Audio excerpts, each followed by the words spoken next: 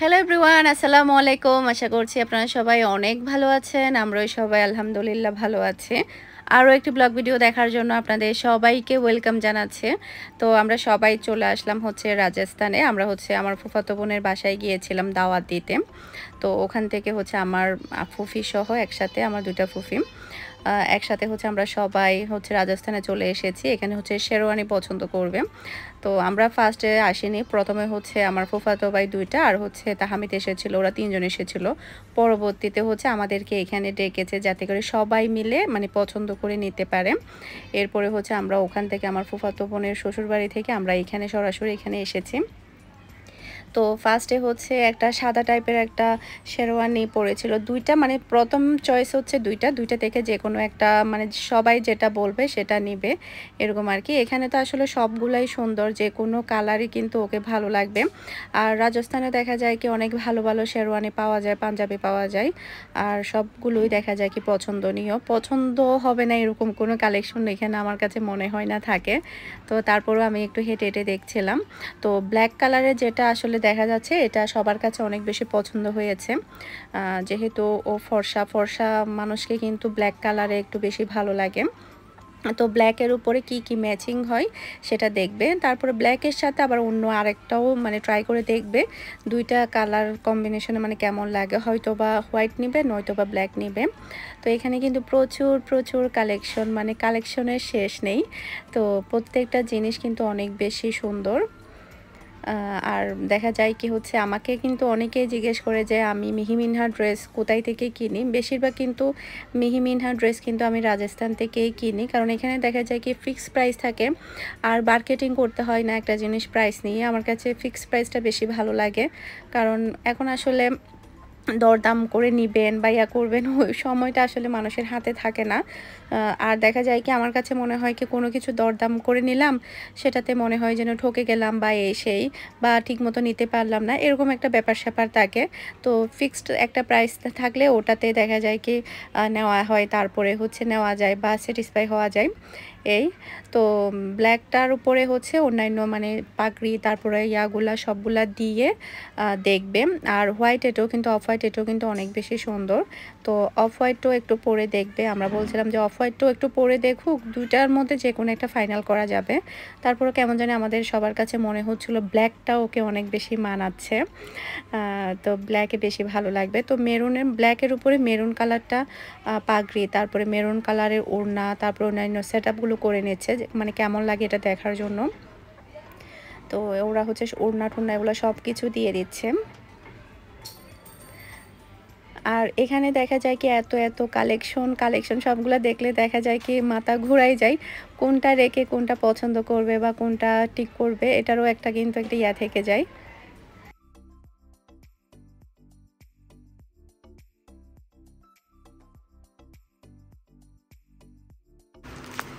শেলার শেলার ঠিক আছে তোরা ঠিক আছে আছে না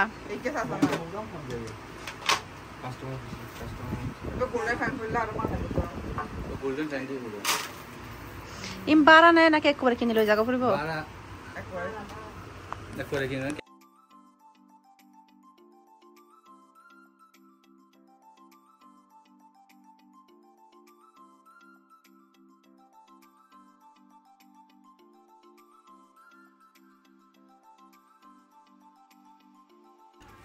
গতকালকের ভিডিওতে আমাকে অনেকে কমেন্ট করছিল যে মানে শপিং করতে দুই পক্ষের মানুষই যেতে হয়, তারপরে হচ্ছে মেয়ে পক্ষ মানুষ কেন নেই।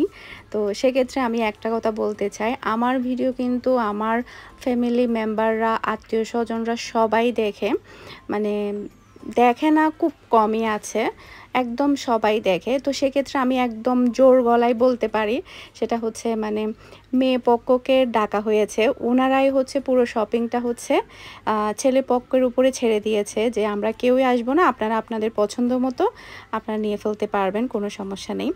তো এরপরে হচ্ছে আমার ভাবির ক্ষেত্রেও এটা বলা হয়েছে, আমার ভাবিরও কথা বলছে কালকে যে আমার ভাবির বিয়ের শপিংও কিন্তু আমরা করেছি। ভাবির বিয়ের শপিংয়ের ক্ষেত্রেও কিন্তু ভাবিদেরকে ডাকা হয়েছিল, ওনারা তারাও তদ্রূপ ওই সময় আমাদের উপরে ছেড়ে দিয়েছে যে আপনারা আপনাদের পছন্দ মতো নিয়ে ফেলেন, আমরা কেউ আসবো না। তো সামান্য এই ব্যাপারটা নিয়ে কালকে দেখলাম যে অনেক কমেন্টই আসছিল আমার ভিডিওতে। তারপরে হচ্ছে সব সময় দেখা যায় কি উনি বিয়ের শপিংগুলো উনিই করে। আমার বাংলাদেশে আসার পর থেকে কিন্তু আমাদের অনেকেরই বিয়ে হয়েছে, তো বিয়ের শপিং আমি কেন সবগুলো করব? আমি শুধুমাত্র আমার ভাইয়ের বিয়ের শপিং করেছি আর আমার ফুফাতো ভাই, যেহেতু আমরা একই বিল্ডিংয়ে থাকি, একই সাথে থাকি, আমাদের ডেলি একটা থাকে, একটা গুড রিলেশন আছে, সেক্ষেত্রে আসলে আমি সহ একসাথে করেছি। তো এই দুইটা শপিংয়ের ভিডিও কিন্তু আপনারা দেখছেন। এর আগে কিন্তু এত বিয়ে হয়েছে সেগুলো কিন্তু আপনারা দেখেননি। তো আর হচ্ছে আমাদের এখানেও কিংবা আমাদের ফ্যামিলিতেও কিন্তু এটা আছে, ছেলে পক্ষ মেয়ে পক্ষ দুজনকে একসাথে ডেকে তারপরে হচ্ছে বিয়ে শপিংগুলো করে। তো অনেকে দেখা যায় কি আর মানে ছেলে পক্ষের উপরে ছেড়ে দেয়, আবার অনেকে দেখা যায় কি মেয়ে পক্ষকে টাকা দিয়ে দেয়। এটা যার যার আসলে পার্সোনাল ব্যাপার স্যাপার, এগুলো নিয়ে আসলে আমার কাছে মনে হয় কি কথা না বলাই ভালো। এই আর আমার কাছে মনে হয় যারা আমাকে দোষারোপ করছে তারা কখনো আমার লাভার না, তারা আমার হেটার্সই আমি মনে করব। কারণ যারা আমাকে পছন্দ করবে তারা তো কখনো আমার ভুল ধরবে না কিংবা আমার দোষ খুঁজে বেড়াবে না। আমি সেটা আগে থেকেই মানে মাইন্ডের মধ্যে সেট আপ করে রাখি। যারা আমাকে পছন্দ করবে তারা কখনো আমার দোষ খুঁজে বেড়াবে না। তো এখানে আসলে মেয়ে পক্ষ না আসার ক্ষেত্রে আমার দোষটা কি, কিংবা আমি কি তাদেরকে নিষেধ করেছি আপনারা আসবেন না, আমি শপিং করবো এই সেই, এই ব্যাপারটা কিন্তু এরকম মোটেও না। তো এই আর কি, জাস্ট আমি গতকালকের কমেন্ট সবগুলাই হচ্ছে আমি ব্লক করে দিয়েছি, কারণ আমি চাই না আমার এখানে হেটার্স থাকুক। আমি শুধুমাত্র আমার কম ভিউ হোক, কম কমেন্ট আসুক, সেটা আমি চাই, সমস্যা না, আমার বেশি কমেন্ট লাগবে না। তবে আমার এখানে কোনো নেগেটিভ কোনো কিছু আমি থাকতে পছন্দ করি না, যার কারণে আমি সবগুলো মানে আইডি এগুলো সবগুলো আমি হচ্ছে হাইড করে দিয়েছি, যাতে করে নেগেটিভ জিনিসটা যাতে না ছড়াই। কারণ একটা নেগেটিভে দেখবেন যে আরও 10 জনে এসে কথা বলবে, সেটা আমি মোটেও পছন্দ করি না। আর হচ্ছে অনেকে দেখা যায় কি মানুষের ভালো কোনো কিছু তেমন একটা সহ্য করতে পারে না। আমার কাছে মনে হয় কেউ যখন ভালো কিছু দেখে তখন এটা সহ্য করতে পারে না, এটা হচ্ছে অনেকটা ব্যাপার স্যাপার থাকে। আর একটা বিয়ে শাদিতে অনেক রকম, সবার যদি একই রকম হয় তাহলে তো মানে আমার বিয়েটা যেমন হয়েছে আরেকজনের বিয়েটাও যে তেমন হতে হবে এমন কিন্তু না। এক একজনের বিয়ে শাদি কিন্তু এক এক রকম হয়ে থাকে। তো সেক্ষেত্রে আমাদের এখানে এরকম আপনাদের এখানে ওই রকম কেন না, সেটা নিয়ে আসলে আমাদের আঙ্গুল না তোলাই বেটার আমার কাছে মনে হয়। এই আশা করছি আপনারা সবাই যারা যারা কমেন্ট করছেন বা কমেন্ট করেছিলেন যে মেয়ে পক্ষরা কই, মেয়ে পক্ষদেরকে কেন নেন নাই, বা মেয়ে পক্ষদেরকে নিয়ে উনি কখনো শপিং করে না, সব সময় উনি শপিংগুলো উনি নিজেই করে, এই সেই মনে হয় যেন ওনারই বিয়ে। আমার তো জাস্ট আমি আসলে এটাই বোঝাতে চাচ্ছি যে মানে আমাদের ফ্যামিলিতেও কিন্তু মেয়ে পক্ষ ছেলে পক্ষ দুজন মিলেই কিন্তু শপিং করে। তো আমাদের হচ্ছে মানে আমার ভাইয়ের বিয়ে তো সেম, আর তাহমিদের বিয়ে তো সেম যেটা হয়েছে, মেয়ে পক্ষরা কেউ আসেনি, ওরা বলেছিল যে মানে আপনারা করে ফেলেন, কোনো সমস্যা নেই।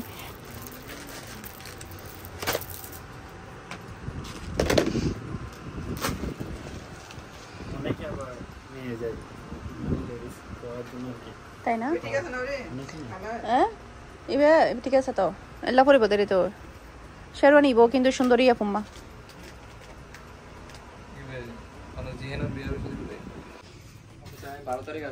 ঠিক আছে 12 তারিখ না, আপনি 3 দিন পর যে কোনো টাইম এখানে নিয়ে যাবেন। একদিন আগে 13 তারিখ আইন দিবে আসলে দেখতে না।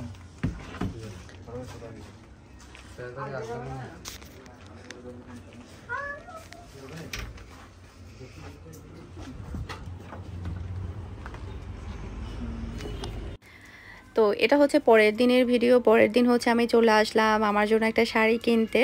তো আমি চিন্তা করেছি যে একটা সিল্কের শাড়ি কিনবো, কাতান শাড়ি কিনবো প্রথমে চিন্তা করেছিলাম, তবে কাতান শাড়ি না পরলে অনেক বেশি মোটা লাগে, তাই ভাবলাম যে একটা জর্জেট শাড়ি পরি, তো সেক্ষেত্রে তেমন একটা বেশি মোটা লাগবে না।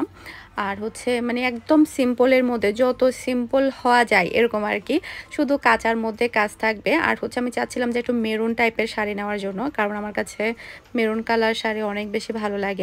মেরুন কালার শাড়ি আমার এমনিতে আছে, তারপরও মেরুন কালার নেওয়ার প্ল্যান আছে।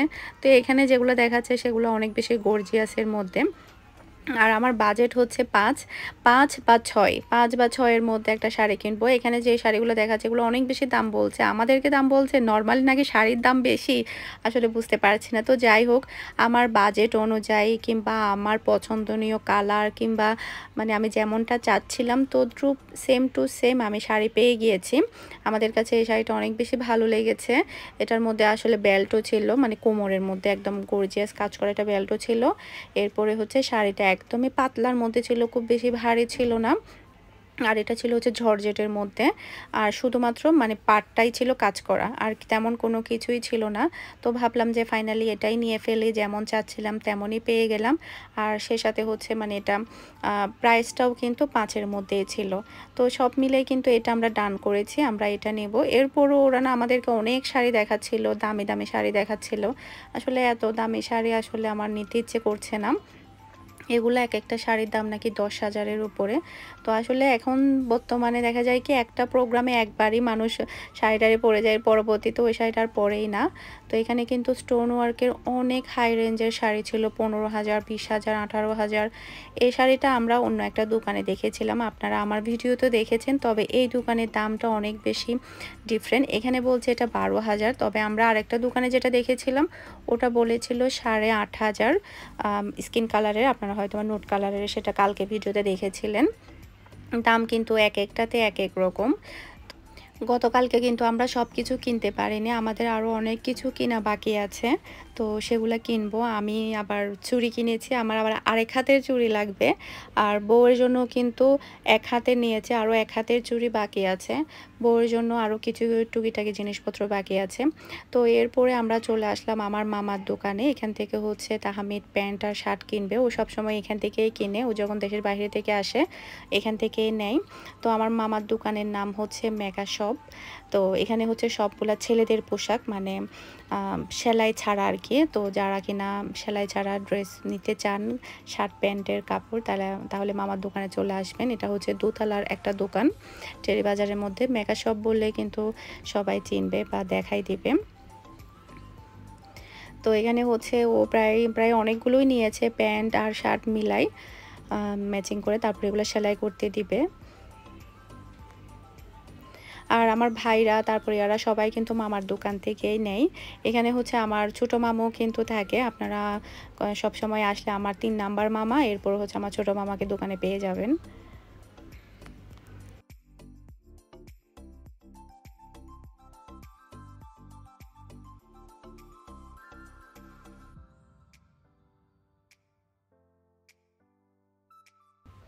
তো এরপরে হচ্ছে আমরা আরেকটা দোকানে চলে আসলাম। আমাদের টুকিটাকি আরও অনেক কিছু বাকি রয়ে গিয়েছে। আসলে দেখা যায় কি শপিং করতে গেলে বোঝা যায় যে একদিনে হয় না বা 2 দিনেই হয় না। অনেক কিছু রয়ে যায়। এটা রয়ে গেছে, এটা রয়ে গেছে।